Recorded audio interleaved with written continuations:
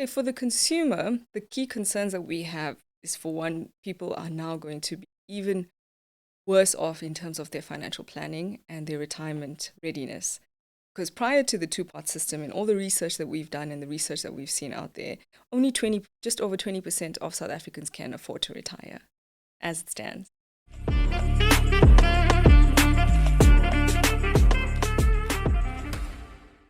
Hi, I'm Terrence Kommal, and I have the great pleasure of speaking to Farzana Botha from Sanlam. Thank you for making the time. It's my pleasure. Thank you for having me. Great. I think a topic that's on everyone's mind at the moment is this new two-part retirement legislation, or as it's being colloquially called, the two-part retirement system. Can you talk to what it is and why it's been introduced in South Africa? Absolutely. So it is a new retirement system that's coming into effect on the 1st of September. Now, traditionally, retirement products, for example, a retirement annuity, had no access until retirement, unless, of course, there was a disability or a death. Now you will be able to access a portion of it in a savings pot. So that savings pot is being created from the 1st of September. And then there will be a vested pot as well as a retirement pot going forward. So as a result of this new system and these segments that are being created within the product, it is now called two-part retirement system. In terms of Sanlam's adaptations to the changes in the retirement landscape, how has it prepared itself and pivot to include the new legislative requirements? Well, it was quite a mammoth task, if I'm honest, because for one, our products were designed based on those traditional methods of retirement, expecting to only pay out on death or disability or at retirement. Obviously, the products were priced for such things, and in terms of accessibility, clients couldn't just call in and ask for a withdrawal.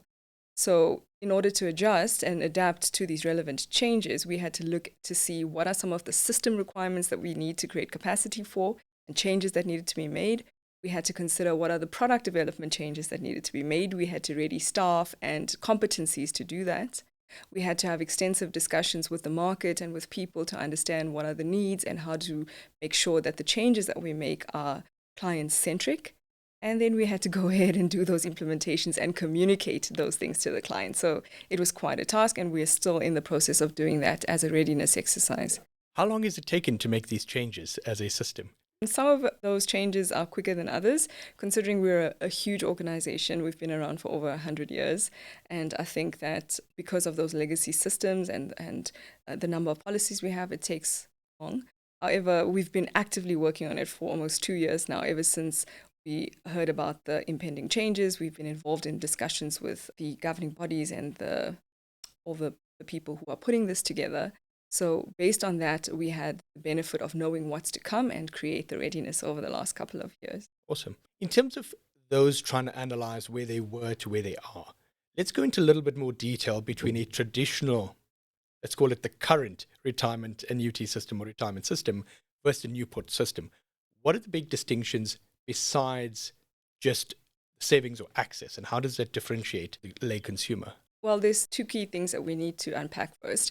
So there's the pension and provident fund world, which revolves around your corporate benefits. So clients who work for companies and organizations, typically they get a pension or a provident fund, and they were not able to access the money there unless they had resigned from their job, and then suddenly the money became accessible, right? And some people found themselves in financial need, and the stats show that a lot of people were resigning just to be able to access that money, right? Which created a preservation problem because that money was meant for retirement. So every time a person left their employment, they took that money and they were starting from ground zero. Granted, they were settling debt, ideally, because that's what it was meant for, yeah. But they were starting from ground zero. So that was a huge problem because it places a burden on the state in terms of retirement requirements. So there's that element. And then for those clients who were buying a personal retirement annuity, which is a personal pension fund through organizations like my own, they were putting money away monthly for retirement annuity. And even though they really needed the money and it was there, they could not access it, right? So those are those different types of clients. Now, in the new world, after 1 September, clients will not necessarily need to resign in order to access because of that savings pot that's being created. So while a lot of that money is being set aside in the vested pot, the accumulated money up to 1 September will be sitting in a vested pot, that money is meant to be there in order to preserve it for retirement. And then a portion of that is now put into the savings pot, which allows for access without needing to resign, right? So it does help, it mitigates that big problem that we were seeing. And on the retirement side, in organizations like my own, clients will now be able to access up to 30,000 Rand, 10% of their retirement value on 1 September or after 1 September, which they couldn't access before, which is meant to be able to give them some kind of financial relief if there is a really pressing financial emergency that they do not have access of funds anywhere else. I know we haven't gone into detail on these questions, but following from what you've said, is when you say pressing need, will they have to have, on application, do they need to prove their financial need? No, there's no big brother watching type of thing, not at all. I think that's where, we come in to make sure people understand that there's this benefit, but there's consequences.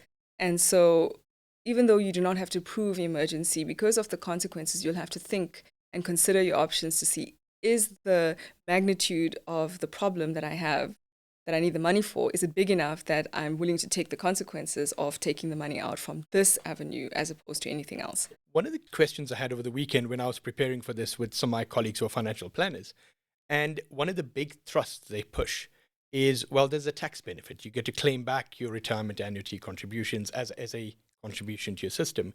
And you mentioned now, just as a comment of, if they don't save enough for their retirement, then it impacts the state, which is granted. But then if the state gives a benefit to an individual from a tax perspective for saving for the retirement, but they're paying a retirement annuity to a private entity, is there a link, if any, between private sector and government? Because those funds are being paid to a private retirement fund in most cases, but everybody gets to claim it back from a tax perspective. So is there any relationship between the state and private? Because the state's giving money back for your contribution to a retirement annuity, but is there any link between the two? Well, if I'm understanding you correctly, there's no benefit to the organization to say, we have some kind of deal or connection with what government allows in terms of tax deduction and the way we sell our products. But we've designed it to make sure that it meets the requirements that government requires in order so that the client can get the tax deduction. Yeah, so that's just the synergy between the government, the products being offered, and the client. So what we do is that we allow for the clients to be invested in the funds that they're allowed to be invested in for retirement annuities. We provide them with a tax certificate so that they can use that to claim their deduction back. So there's proof that they've contributed in the right type of product, and then they can get the deduction that the government allows. If I understand, it's mutual benefits, but they're not interlinked. Not at all, actually. Because there's been a lot of questions around that on the back end, and I said, let's hear it from the horse's mouth, so to say. Is there a link? In terms of this new two-part system and the legislative changes, how will that affect two specific groups? Current retirees who are on their pension systems and future retirees. So current retirees that are already in their pension system, it does not affect them because a retirement annuity or a pension and provident fund, those are pre-retirement products. The idea there is to amass an amount of money in which you buy an annuity with. If you already have bought your annuity and you're outside of your retirement annuities, then it does not affect you. But if you are still contributing in any way through a pension or provident fund, or if you have any money in a pension and provident fund or retirement annuity, and you haven't yet transitioned into an annuity post-retirement, then those products are impacted. Okay. Yeah. In terms of allocation of funds, you mentioned specific approved products where investments go into. How will this two-pot system affect on how funds are allocated in the retirement funds? Because if I would understand what you said, and correct me if I'm wrong, is there's specific funds and tranches that the funds are put into. But now you've got two pockets or two pots of money. How are they invested in the same product that you draw from, or are they invested in different products, one a savings product and one a longer term? No, it's invested in the same product, but we'll just split the contributions. So if, for example, you're giving us 1,000 Rand, 1/3 needs to go into the savings component from 1st of September, and the other 2/3 will go into the retirement component. But say, for example, you've chosen to use a money market fund as your underlying investment fund on the product, the money will be invested in the same fund both ways, except that the 1/3 will be accessible and the other 2/3 not. In terms of the benefit of these savings in the systems, who will benefit and what are the benefits of this change in the legislative landscape? It was designed to allow the clients who are financially stressed and financially overwhelmed to get benefit from this system, right? Of course, there will be some benefit to the state and to organizations because they will see a lower impact on, or ideally, they will see a lower impact on resignations, and we'll see a greater preservation happening on pension and provident funds, right? So there is benefit different ways to different stakeholders in the system. You've got different groups of consumers who take retirement annuities. You've got the lower income market, or if typically we say on the breadline, then your middle market, and then your higher income. Are there different impacts across the board, or will the legislation benefit all of them equally? Well, it depends how the person is using the access, right? So I think the impact and the consequence could be even more dire to those who are living on the breadline. So they might need to take the money out in order to settle debt. But that's all the money that they have. And now suddenly they're even more impoverished when it comes to their retirement years, where someone who is financially well off could and might not necessarily access it really because they might have alternative funds. But should they access it, the impact on them in the future retirement planning could, yes, there's an impact, but in terms of the quality of life and being able to fund their retirement could be significantly less, right? So it is highly consequential. And that's why we have advisors that are skilled to be able to assess, what is the risk on this thing and should you be using this as an avenue as opposed to another. Now, the more critical questions a lot of people are asking, what are the key concerns and complications of this new system, one for the consumer and two for the institutions on a day-to-day basis? Okay, for the consumer, the key concerns that we have is, for one, people are now going to be even worse off in terms of their financial planning and their retirement readiness. Because prior to the two-part system and all the research that we've done and the research that we've seen out there, just over 20% of South Africans can afford to retire as it stands, right? However, more than 60% of South Africans are heavily indebted, living above their means. So there's two very significant problems, and we're trying to address the one where people are so heavily indebted, but it's consequently going to raise the other, where we're going to have even less people being able to retire comfortably. So that's a very significant problem. I think a big job that needs to be done as well is the education aspect, and that's where these kind of discussions come in, because clients are hearing that you can access money and they haven't really realized what are some of these consequences, what is the terms and conditions, because nothing is as simple as here, you have the money, you can take it, Absolutely. Yeah, even for those of us who are invested, just earning interest can sometimes be a consequence if your policies are not structured correctly. And now here you are having access to retirement funds, you're going to have a tax consequence immediately. So you think you get 1,000 Rand, but you're actually going to get 1,000 Rand minus whatever your marginal tax is due for that. So they will be still taxed on this withdrawal? Yes, all your withdrawals are taxed at your marginal rate. You're only allowed to do one withdrawal a year, so you're not going to have like multiple access to your retirement annuity. And then the other thing is that you're thinking about the present value of money versus the future value of money with compound interest, right? So for every 1 Rand that you're taking now, it could be worth 30 Rand in the future, depending on the time horizon that you have. So you have to weigh off that cost-benefit analysis to see. Absolutely. In terms of Sanlam as an institution, what is the company doing for its clients and potential clients to address these concerns from an education, practical, and current client perspective of what should you do come 1 September? Interestingly enough, that is one of my key responsibilities as the communication manager for the business, is to make sure that we are adequately preparing clients in a way that's digestible and meaningful to them around the impact of two-part, the T's and C's, the impact on their plan, the charges and fees that are related to this particular thing. So we have a heavy drive on all platforms, on all touch points where we know a client engages. So whether it's through social media, we've got social media campaigns, whether it's through our website, we've got information, AVs, one-pagers, calculators, all different mediums to try and get the message across, because people digest in different methods. So we've considered all those aspects. We've partnered with influencers even, so that even those people who are yet to buy a retirement annuity understand this new landscape and what it means for them. Because for every opportunity, there's a threat. And for every threat, there's an opportunity. So right now, this is also an opportunity for clients to start investing more in a retirement annuity. So we want to take them on that thought leadership journey as well. So we are trying to meet our consumers at every one of their touch points, at every point that's meaningful to them.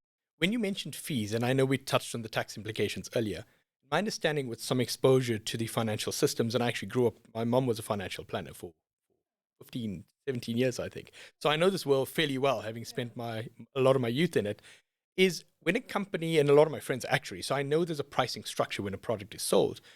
There's certain costs that are built into the product, which is part of the business. Now that there's this administrative necessity, I wouldn't want to call it a burden, but it's a necessity based on legislation that people can access this takes resources and tools to get done.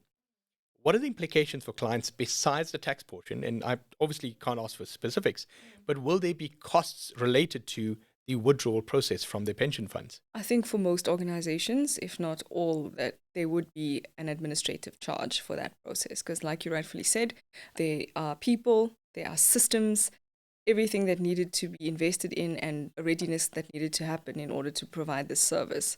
So yes, it was a huge administrative cost on the organization, and therefore there is an administrative charge. Absolutely. What would be the impact on a average individual who now has a retirement annuity or a provident fund in place? What is the long-term impact? And I know you briefly mentioned it as, in terms of the time value and the investment horizon, but what's the tangible impact for them as individuals, as families, and part of a community in a long-term strategy of, you may be solving a short-term problem, which may be critical at this point if they make that decision. But for those who just look at it as, well, I can access my money anyway for a holiday or a weekend, which may not be as urgent a necessity, what are the potential impacts on them, especially if they come from a family environment and they need to provide for more than one individual with their retirement? As I said to you earlier, we've had a lot of stats to show that people are inadequately prepared for retirement as it stands, right? And only 20% or just over 20% of South Africans can afford to retire. And what that has consequently done for all the generations current and prior is that it's created that sandwich generation and that long line of what some people term black tax, and that those breadwinners that need to work for a lot longer than they need to.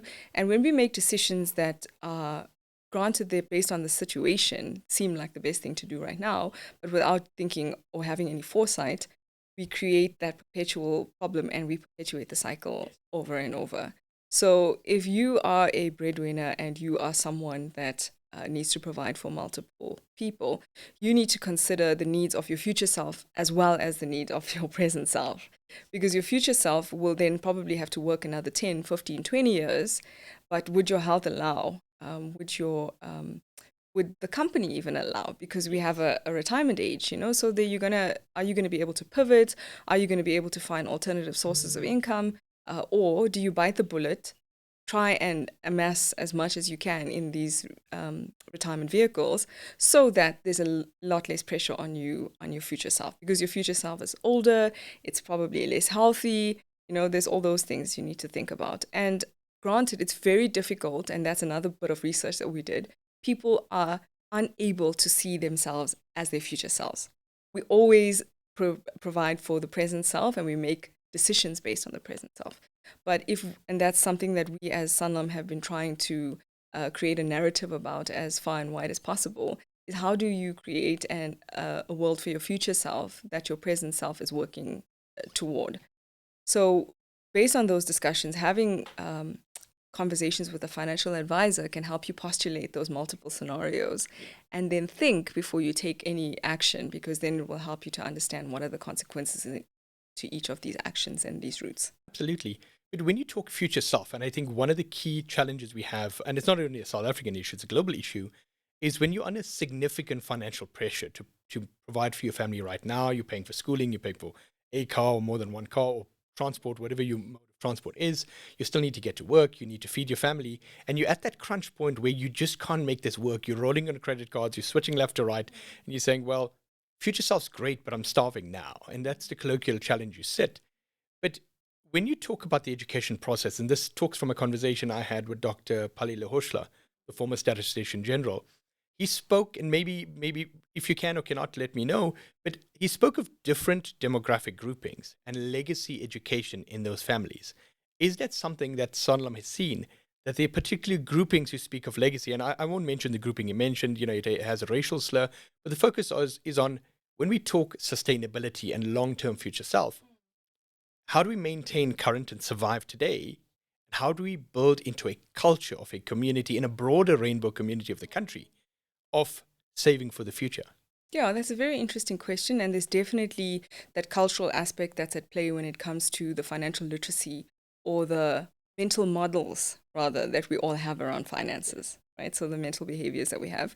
And there are strong cultural things that are at play that we see in these different demographics, guaranteed. And even as an organization, when we do our research, we make sure that we factor all these things in so that there's good representation to increase our understanding. And we have found that, in previously disadvantaged communities, the literacy gap is so large that even though a lot of us have jobs that we couldn't have had before because of our lack of financial literacy, we're still not thriving as we could have compared to our counterparts who had the benefit of financial literacy. So there is that aspect. And because we are aware of that, we are doing everything that we can to make sure that we are addressing people based on the fact that we know that there is a gap that was handed down from generation to generation based on where they came from, right? And then one of the things that I also found very interesting, and it's an article of mine that went live today as well, is that the Generation Z, the current generation, there is a bit of a blended culture. So granted, we all come from different cultural roots from a racial perspective, but in the new age, because we are more influenced through tech and media, there's a more blended culture. So we're not identifying with our race so much as we're identifying with our peer groups. And based on that, there's huge opportunity for the future generations to have a more standardized level of financial education that is not discriminated by race and gender. And they're getting a lot of access to this information through these channels, and therefore it allows us to get to people easier and quicker and then share that financial literacy broadly. And we actually found in our research that this current generation is probably more likely to retire better than the generations before because of the level of awareness that they have and how they are generating income through multiple sources, where we have always taken traditional routes of acquisition. So there's those positives coming through that are breaking those generational cycles and those limitations on financial literacy. But then trying to balance that, there's a traditional thinking, or at least some of the research shows, millennials and Gen Zs want instant gratification. They want solutions now. They live for today. And it's something that I deal with in mentorship programs and teaching at universities is, well, how do I get this experience? And typically a generic question is, there's only one way, or a response would be, how do you get 5 years experience? Well, I want to do this quickly. There's only one way to do it. Do the time. Do the work, yes. Do the work, get the experience, because you cannot exchange any amount of education, which is very useful, or any networking or social media, although it has its benefits, to substitute the actual hard work and the time that you do. So how do you balance instant gratification mentality with long-term future planning? Look, you make a very valid point, because I also had, growing up in that in-between generation, more millennial, it's the same thing. You have to put in the time before you see yourself as certified and qualified to get to that next level. The interesting thing about the Generation Z people is that they are willing to do the thing that big organizations and stuff are learning to do now, to test and fail fast.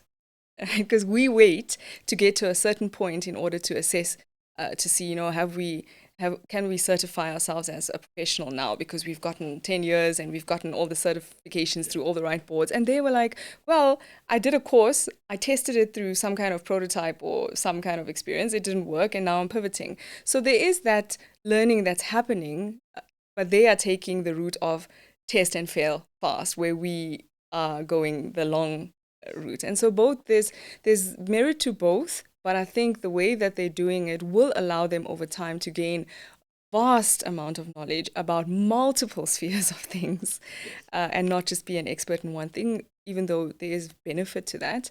But I do think the way they are doing it eventually over time will amass to a large amount of information that they would have learned through practical trial and error. Absolutely. Yeah. I'm one who supports that thinking of the model of specialists are great. And I come from that world. I trained in medicine, trained in particular domains. And then I moved into other industries in parallel to that. And much to becoming an anomaly with my colleagues, they're like, what's this guy doing? Why is he playing in this space? But because I see the parallels and the synergistic benefit of being in that, and that's very unlike the millennial thinking or the older generations who think of that. And that it brings me to one of the conversations I had with a colleague of mine. He was one of the former divisional CEOs in Barlow. And he had made a comment to me, which I much respect, had said, Terrence, when someone comes to us for employment, I don't want to see his experience of being at 20 organizations in 20 years. I want longevity, because if we invest in him, he needs to stay with us to some point. There's got to be a mutual value exchange. But that contradicts the current mentality of, well, I don't care about the loyalty of the institution per se. I'm not saying they're disloyal. Their focus is, what do I do for my own career trajectory? And that ties into their financial stability and long-term planning.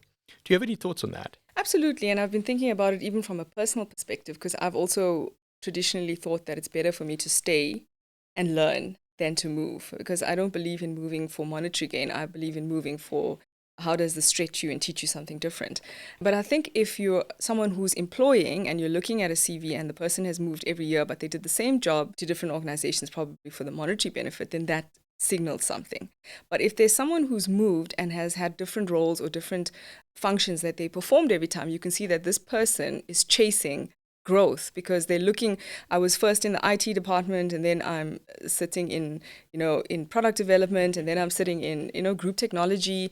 Whatever the case is, you can see this person is, maybe the organization that they were in didn't allow them to move that way, but they're getting a systems view by moving around and learning different parts of different organizations so that they can create a systems view.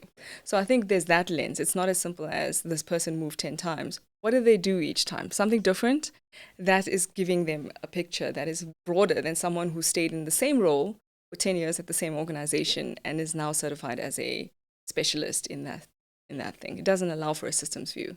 When you talk to this particular market, which is an important segment of the consumer base of digital content and these conversations, is there are comments, and in preparation for this, we've been doing some research, and some of our research feedback has come back to say, well, it's great we get advice, and these legacy organizations, whether it's Sanlam or Mutual, and a range of them have been in industry forever, and they're solid institutions. But why is it that whenever a financial planner comes, it's an old man or an old woman? Sure. Because they say, now I'm talking to somebody my father's age, or almost my grandfather's age in a lot of cases, and I seem to share their sentiment, because financial planning seems to be, again, a long-term career path. But a lot of the individuals, and I can tell from my personal experience, a lot of them much older. And this generation sees that 20 to 30 age gap, saying, well, you don't understand my current needs. You're talking retirement, anti and pension because you're almost there. I've barely started and I've got more risk appetite. What are your thoughts on that? Yeah, that's something that we're very much aware of as an organization. And that's why whenever we make a change like the two-part change, or if there's a product change, we consider who's taking it out and who's it being taken out to. So we consider, what does our distribution team look like, and is it relevant to the stakeholders or the end client that we want to speak to? So there has been a transformation, even on the advisor side, to bring in and attract these younger advisors. Because traditionally, a person back, I remember when I was in school, a lot of people who had a mainstream career, and if they were looking for an alternative or to pivot, became financial advisors, right? So that's how it was. But now we're looking to attract talent directly out of university for them to understand that this is a good career that they could pursue. It's not something that you pivot into later in life. So we're trying to bring in that advisor force that will match up the client base that we're attracting. Yeah. But alternatively, the people that the younger generation, they are also much more self-directed, right? So they don't necessarily want to sit in front of a Terrence or a Farzana and ask them to look at all their finances. Because when you sit with an advisor, you print all your stuff and then you sit and you look at everything. They don't want that. They want, okay, I've read and I've researched and I just want to sense check, and then this is the product I want. Right? So they are more self-directed. Yeah. And for that, we have channels and methods to meet their needs so that we understand what is the behavior of the client and how do we match that behavior to a buying journey. Makes perfect sense. In terms of this legislative changes that we're talking to in the two-part system, when did this start, and how has implementation been, if I could want to almost call it phased in as a process? Yeah, it started, I think, just over 2 years ago in terms of, when we heard about it impending, and I think we were expecting it late last year, then we were expecting it on the 1st of March this year, and then it officially became signed into law to take effect on the 1st of September. So it's been a journey, And in terms of the readiness, from the time we heard about it, we immediately went into project planning mode to understand what is the level of impact, what are the various areas that are impacted, and what changes need to be happen, and who do we need to speak to in order to verify our thinking. And that's where we started. And then from there, we started planning in terms of the product changes that needed to happen, system changes. And as I said, some of them have already been impacted or affected, and some of them will be affected by 1 September. And not just as a life insurer, even SARS needs to have a readiness to be able to collect the taxes that need to be paid. So there are a lot of institutions that are impacted by this change. There are a lot of various touch points that needed to be amended, and all of them are in the process of being synergistically adapted to make sure that there is some kind of seamless process that's in place once it becomes affected. And granted, there might be a lot of teething because it's one of the biggest legislative changes that we've seen in a long time. But we are ready to, adapt and respond accordingly as it happens. As you mentioned, just in passing on the SARS issue, I think SARS has been pivoting itself not just for the two-part system. They've got access to everything. Yes. I've got domestic helpers who've come to us and said, but SARS has now sent me a letter. They have access to my Time Bank account. And I'm like, welcome to the new SARS. And they were just thinking, well, if we take a digital bank account, nobody's going to look. And we said, listen, you're registered and you're compliant and everything's done. And SARS is now looking. They're desperately looking for funding and compliance. I'm not sure how beneficial that is to the broader system, because it creates a sort of invasive mentality where they're directly accessing bank accounts and sending you updates without even declaring it. That's a whole different conversation.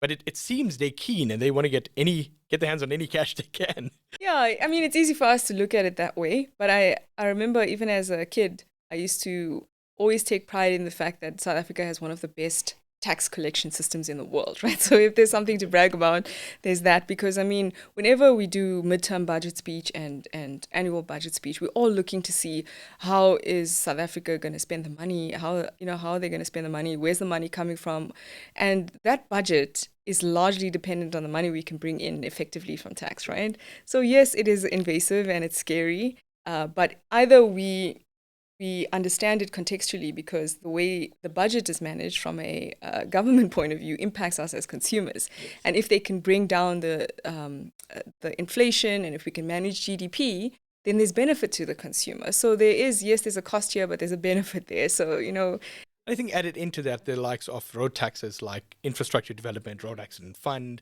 and other related benefits on the system. But just think on a light note, some of the consumers are like, wow, these guys are getting aggressive. I mean, I felt the same when it's tax season now, and you go into file and like everything is there, like, it's like, there's no hiding. But then, like I said, I choose to rather frame my mind to think, whatever I lose here, I must get from somewhere else. And on that point, when it comes to things like retirement annuities, right? That's how we should think about it. Whatever I'm paying in contribution, I'm getting a tax deduction. There's ways in which the system can make you feel like it's taking from you, but there's also ways in which a person can get out of the system, right? Receive something. And that's where companies like us and our financial advisors, that's where they come in to help you to understand how to make the system work for you. So how do you get the benefits that are out there? So not to feel like you're just a sitting duck to whatever's happening. And as a lay consumer, more importantly, and if I talk to the individuals that are salaried, not business owners, but if you're salaried, you have a post-tax amount that comes into your bank account.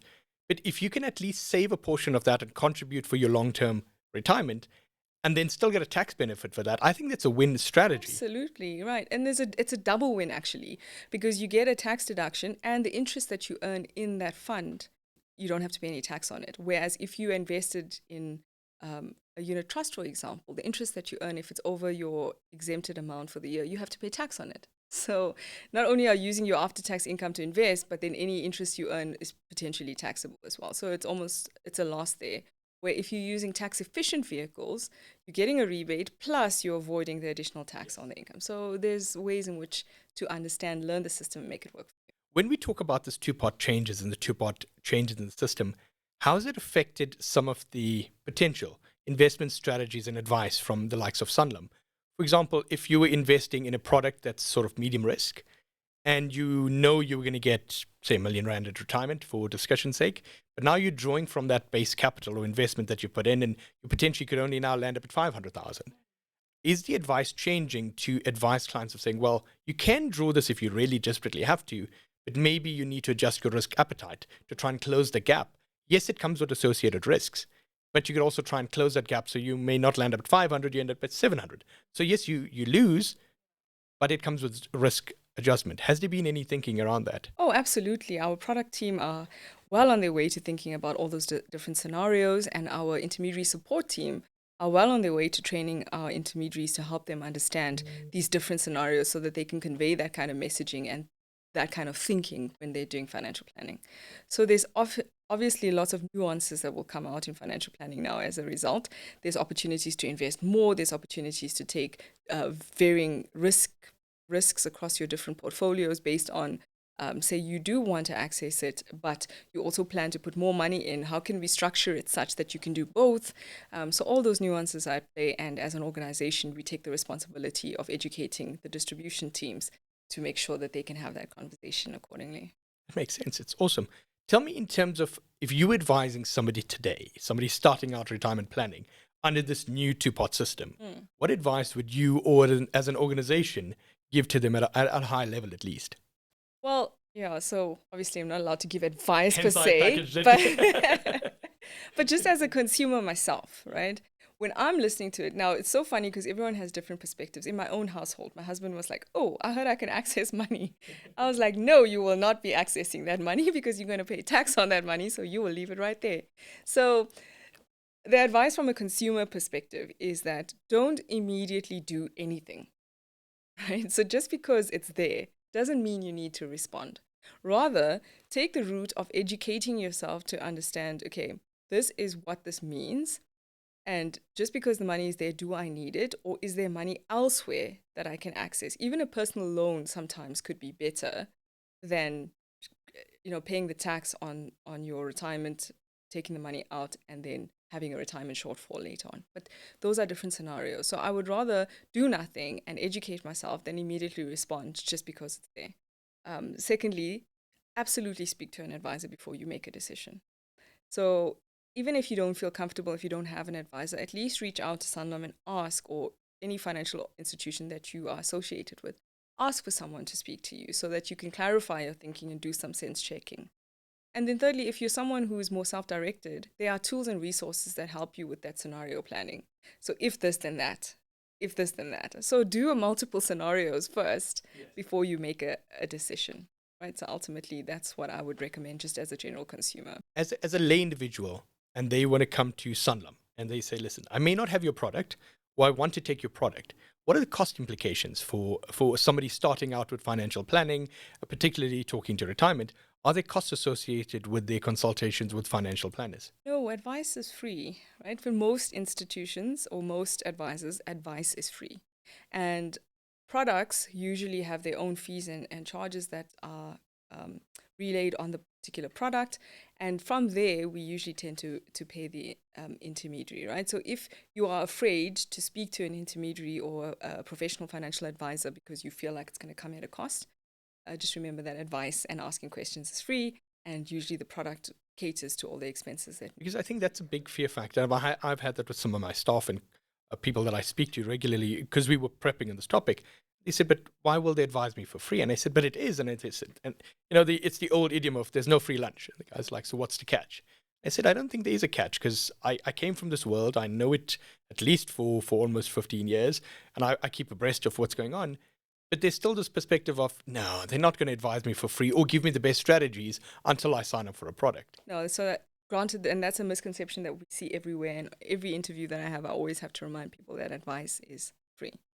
So, and there's no catch, because even if you choose not to take a product, but you get an opportunity to speak to an expert who helps you to even just understand your financial position as it is, just to get a lay of your land right now, that in itself is a win for you. And usually the products that they're selling you, it's not like you're going to buy something at the store and now you have this item that you bought and then you have a grudge purchase. It's more, the product is more a solution to a need. So it's not like you're buying a static product.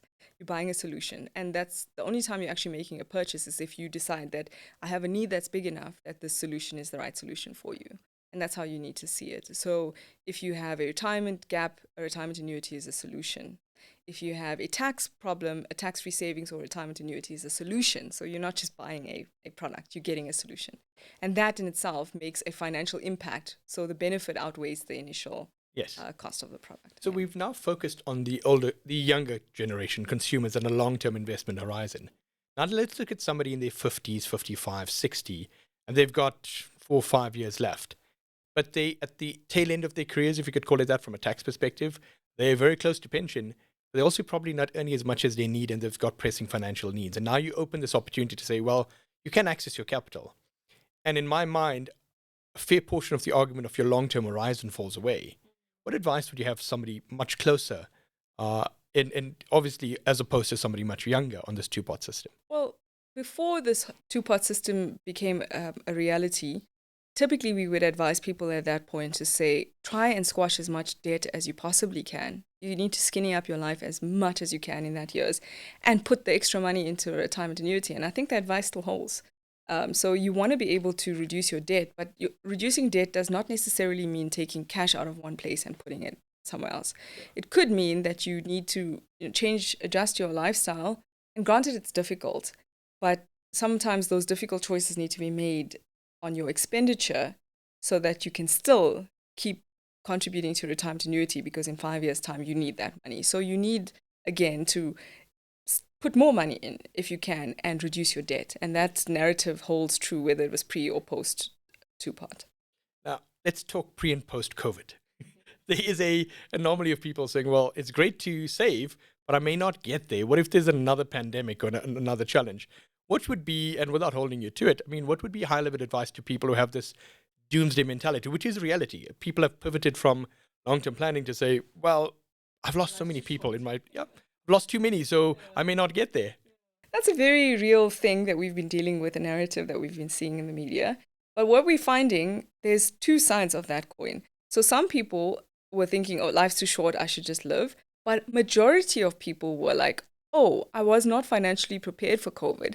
If something like this has to happen to me again, I want to be financially prepared. So what we're seeing is that a lot more people are trying to save. There's actually been a bigger savings culture post-COVID than there was pre-COVID, because they realized the impact of them having no savings at all, right?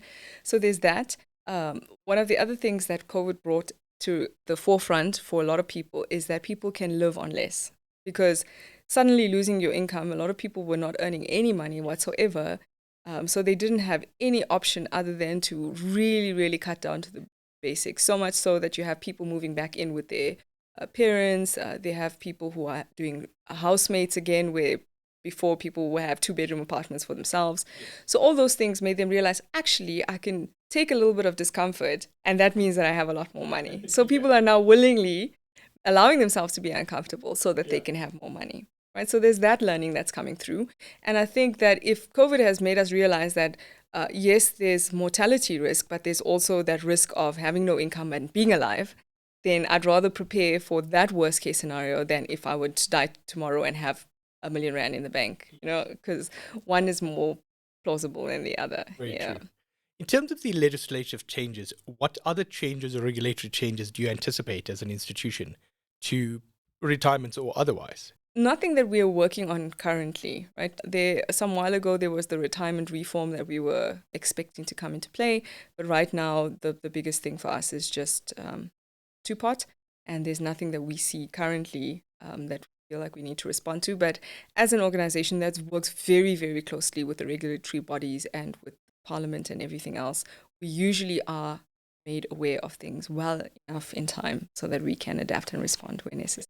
In terms of education around these legislative changes, which you say Sanlam has been doing aggressively, and I've obviously seen a lot of it, will it continue to just 1 September, or is it a long-term strategy to access the different stratas of community to understand more about their retirement planning and financial planning? Even as it stands as a business, we are looking post 1 September to understand consumer behavior as a result of the change. Because as new insights present itself to us, then we will know how to adapt our products, how to create market-leading features. Because at the end of the day, this change impacts all organizations equally, right? But the ones who are going to come out on top are the ones who innovate and respond in the most appealing way to the consumer. So for that reason, we're going to stay as close as possible to the insights and the research that is coming through after the implementation, so we can see what is driving behavior, what is the thinking, how are people responding, what are some of their fears and concerns, what are some of their questions, and we're going to use that to inform our decision making. In recent months, and I've heard of some research that Sanlam has specifically commissioned, focusing on retirement planning, the two-part system. Could you talk to that for a bit? Yeah, so we just had our benchmark survey come through. We usually do that once a year, and it gives us a lot of industry insights around the different areas like healthcare and corporate benefits and investments. A very interesting finding was that there's a very low level of trust among consumers around industry and around politics. So there's a low trust culture that's going on. People feel, and as you said as well, it feels like SARS is looking at your bank account and they feel like there's no privacy. People feel like, we're being invaded upon and we are being told what to do. So there's that aspect coming through. We also find that more than 80% of South Africans are financially stressed. So the stress that they're experiencing that's causing other maybe health-related issues or psychological issues is coming from their financial situations. So those things influence, the things that we do in terms of financial planning, the way in which we manage our budgets, and the way in which we show up at work. Now, if we're not healthy and we're not showing up at work, it impacts our organization's performance, it impacts our own income. So there's a whole systemic effect based on the way consumers are feeling right now. Just completely, slightly divergent from the two-part system. You mentioned in passing that people are now stressed, it impacts their health, and this then leans into the conversation of work from home. Previously, people would get up early. This is at least a perception. It's not my view, but there are some views on it that say, well, people would wake up early, get ready, go to work. Yes, there's a rush, but you get to work. You're having to walk around, meet people, go to meetings, move around the organization wherever you need to, travel for meetings if necessary, and come back. Then you get home. Even though you may not make time to dedicatedly exercise, you've got less time for junk food. You've got people around you all the time, and you actually have to move about in your work environment. And then the strong messaging of, well, work from home means you could stay in your pajamas the entire day with a packet of Doritos next to you and just go on the whole time and say, well, it's less stressful than driving on the road, but you don't realize the long-term impact that has on your health. Absolutely. There was research that we did, and now it sounds like we research everything, but obviously we need data to inform our decisions, right? So last year we found that people were feeling lonely and it was impacting their mental health, but they at the same time count themselves as more productive. Right? So yes, there's an element of being connected to the bigger group and cluster because it makes you feel purposeful and connected as opposed to that loneliness. But in terms of there are certain occupations that are output driven, and people who have those occupations who are working from home finally feel like they are able to do and deliver what they are unable to deliver at the office. So there's both aspects, but guaranteed, and we see this even from a wellness perspective, that as a result of people working from home, especially people who don't have family and support systems, there's a lot more, depressive episodes, stress, anxiety, because they don't have that interaction. And that's why organizations have shifted to, instead of a complete work from home system, there's a hybrid system, which tries to balance the best of both. So at best, you go to the office and you see your colleagues twice a week or 3 times a week, and you have that opportunity to connect. And then you have the other days to be hyper efficient and get as much as you can. And I think that makes perfect sense because that touch point connects you. And it's that human bonding, leave alone the ability to meet. It's that ability if you want to share ideas, you've got people around you. Not necessarily trying to call someone and they're stuck in a Teams call or some other call where you could pop into the office, knock on a door and say, 5 minutes, we need to chat. Unrelated, I read a study some years ago that people who have good peer networks and who are even married or have good friendship groups in their retirement age tend to live longer than people who are alone, because that connectedness allows for vitality and mental energy, and it keeps you active and social, keeps your mental faculties at a good level. So, being connected to something, it speaks to both longevity as well as your mental health. And I don't think it's only about retirement age. And I'm involved personally in a range of executive business-related organizations. And you need to find these safe spaces to connect with individuals, not necessarily the same industry, but like-minded individuals who have similar challenges, even if it's in different countries and different geographies, because you learn from that environment. So in a non-prescriptive environment, those are very useful to me. And, it talks to the old idiom of your net worth is your network. because you grow from others' experiences and you grow from that connectivity. And sometimes it's merely a reference or a phone call that makes all the difference because it's somebody you want to talk to that makes time for you to connect with that. And just that feeling that you are important enough that that person made time for you, right? But what you said about, having that like-mindedness, and it's interesting, I find I go to gym a lot and I see a lot of young kids coming through, the Gen Zs, and I interact with them a lot. And the amount of learning that helps me to stay relevant that I get from having conversations with them. So granted, we're not like-minded at all, but I'm hoping that they're getting something from me and I'm getting something from them. And there's this transfer of knowledge. There's no, gatekeeping. So it is allowing them to be wise and me to be wise at the same time. So having interactions with both like-minded or people in your peer group and outside of your peer group is what's really going to expand your awareness of, and help you to stay relevant. And that is very, very important, that relevance to the ever-changing environment that we're in. Yeah. So in rounding up, Farzana, any closing comments on the two-part system and any views from yourself and or Sanlam? Absolutely. I think one of our primary views around the two-part is that it is not a negative thing, nor is it necessarily 100% positive thing, right? There's a happy medium that needs to be established in terms of this. There's a purpose that it was intended for, and we want our consumers to understand what that purpose is and to be mindful when deciding, does this purpose meet my need, or is it just there, but it's there for someone who actually desperately needs it, So there's that. So we don't have an extreme view to say it's a good or a bad thing. We believe that it has the potential to be good, but we want people to be mindful and to be critical in their thinking when it comes to accessing this money. We also absolutely, in every conversation, advocate for the value of advice. Because yes, we are a product house and we design things in certain intentions, but we have our expert advisors. Just like medical tools are only as useful as the professional that's using it, right? It's the same as we design the products and we allow our distribution teams to take it out to the people. We want the people to connect with those distribution teams to make educated, informed decisions that this is the right procedure, the right surgical thing for them in this moment, and this is the right product. So don't try. Yes, I believe you need to take the onus on yourself to educate yourself, but that means also seeking expert advice. It doesn't just mean reading as many articles as I can. So the onus is on you to ask questions and ask it of skilled professionals so that you can bridge that knowledge gap. Absolutely. And to speak to exactly what you've said, I've had that many times where patients come in for consultations and there's, I read a comment, I think it was a tweet and someone had put in to say, don't confuse your Google search with my medical degree experience. Yes. And that is probably the same thing in the financial world. You can search all you want, but you need somebody who's dedicatedly trained and experienced in this environment to make or at least help you make the right decision. Yeah, just sense check at the very least, right? Because we only know what we know, and sense checking with someone else will help us to know. Thank you for making the time, and it's been a great pleasure. Oh, and wonderful. This conversation's been with Farzana Botha of Sanlam. And for any future advice, please reach out to your financial institutions to consider what is best for you in the two-part retirement system.